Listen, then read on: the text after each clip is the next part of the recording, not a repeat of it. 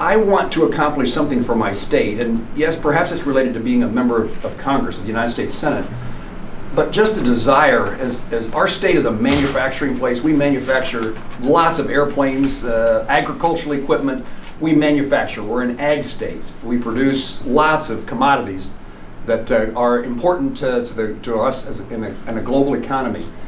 We are an energy state, producing lots of energy. We've become a part of it, we think of that as oil and gas, and that's true, but we've become a wind producer.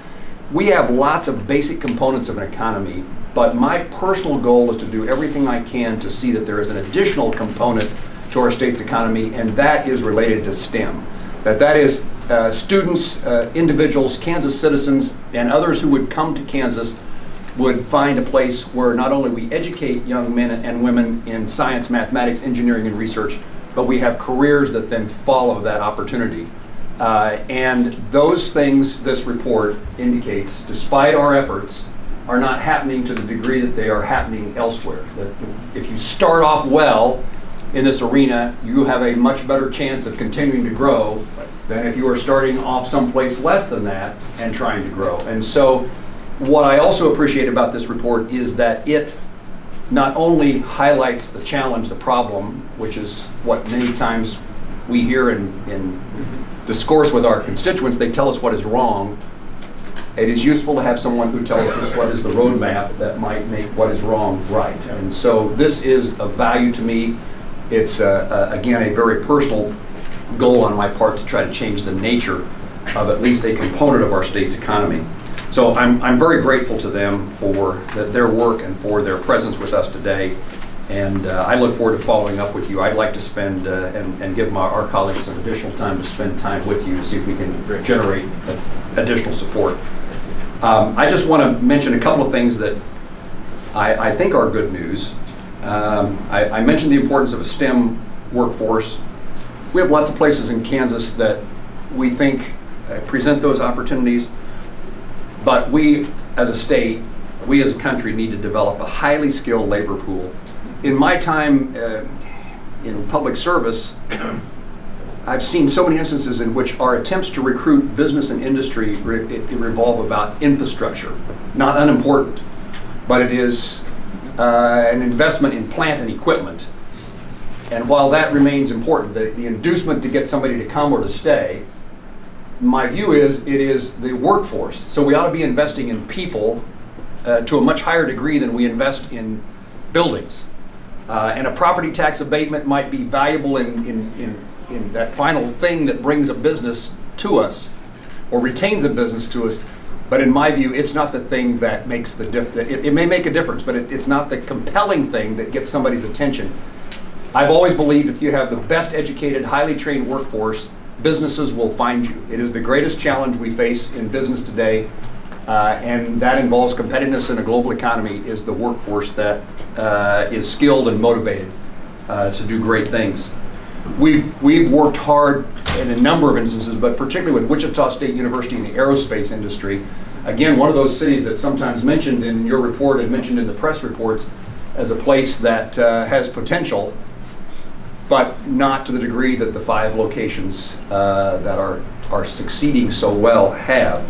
And so a partnership between Wichita State University and the aerospace industry is something that is, we think, changing the nature of that community. And it involves research and education of students, internships, and we want to make certain that that education then is utilized in the industries that we have in our state and to bring others in. So I also would point out that one of the things that we're working on, we've been successful as Republicans and Democrats in the Congress in increasing the significant amount of dollars available for research at NIH, the National Institute of Health. But there are so many additional research entities that could use that kind of boost.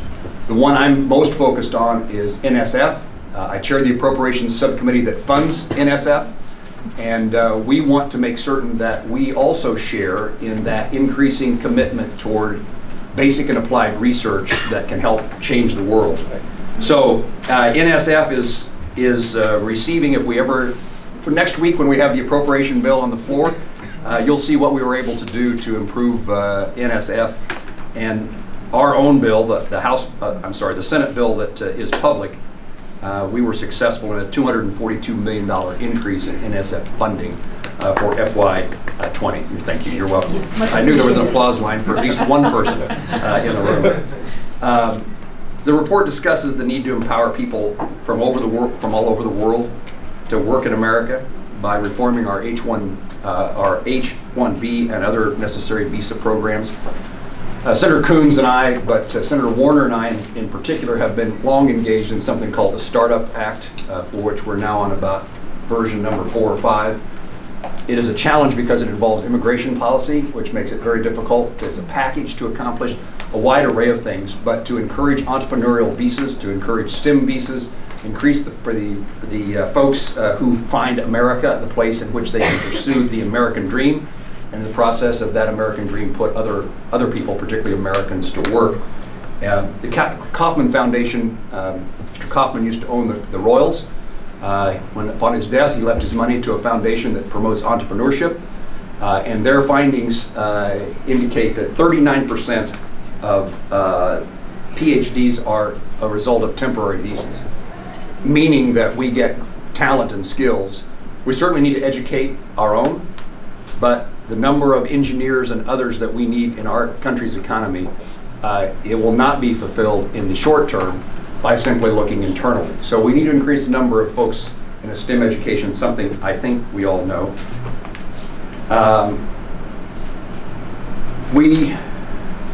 The Startup Act, if your members, if your senators have any interest in our efforts to jumpstart innovation, please take a look at that legislation. Senator Warner on the Democrat side and me on the Republican side are working to try to make certain we advance a cause of entrepreneurship.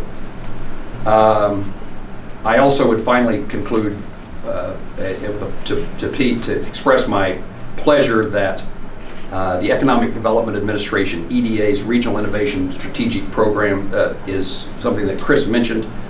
Our CGS bill in the Senate, and it again increases another $31 million, provides $31 million for that program, and it's an increase of $7.5 million from last year's level. So just a couple of things that in this appropriations process, and Chris mentioned a couple of things that are happening as we speak at NDAA.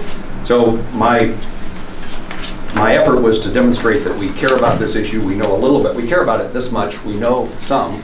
And what we can learn from these two individuals is of great value to me, and I hope to all of you, and we're grateful for your attention and interest in this topic. And I thank my staff for their efforts in putting this conference together. Thank you very much. Thank you all.